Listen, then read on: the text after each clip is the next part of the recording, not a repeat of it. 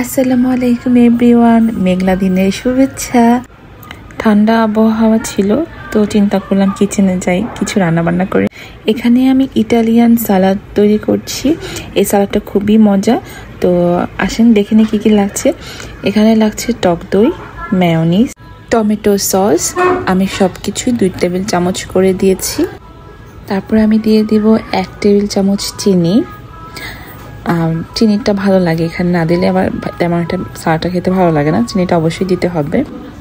পরিমাণ মতন লবণ দিয়ে দিব, সামান্য একটু টেস্ট সল্ট দিয়ে দিব, 1 চামচের মতন গোলমরিচের পাউডার দিয়ে দিব, ধনিয়া গুঁড়া দিয়ে দিব 1/2 চামচের মতো, সরিষার তেল দিয়ে দিব 1/2 চামচের মতো। এখানে সরিষার তেলটা না দিলে মাস্টার পেস্টটা দিলে বেশি ভালো আসে খেতে, কিন্তু আমার কাছে ছিল না দেখে আমি সরিষার তেলটা দিলাম। একদমই অল্প দিয়েছি যাতে একটা সরিষার ফ্লেভার আমি এখানে আনার জন্য। মিক্সচারটা এখন ভালো করে আমি মিশিয়ে নিব।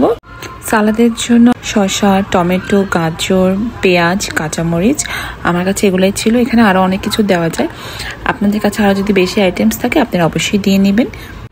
এখন আমি ভালো করে মশলাটার সাথে মিশিয়ে নিব যাতে প্রত্যেকটা সবজির সাথে মেয়োনিজ, টক দইয়ের যে মিক্সচারটা আছে ওটা ভালো করে লেগে যায়। সালাদটা খেতে খুবই মজার, আর রাইস দিয়ে খেতে তো অসাধারণ লাগে। এটা পোলাওর সাথেও ভালো যায়। এই রেসিপিটি অবশ্যই বাসায় ট্রাই করবেন এবং আমার কমেন্টস বক্সে কমেন্ট করে যাবেন। আশা করি আমার এই ছোট্ট রেসিপিটি আপনাদের কাছে ভালো লাগবে।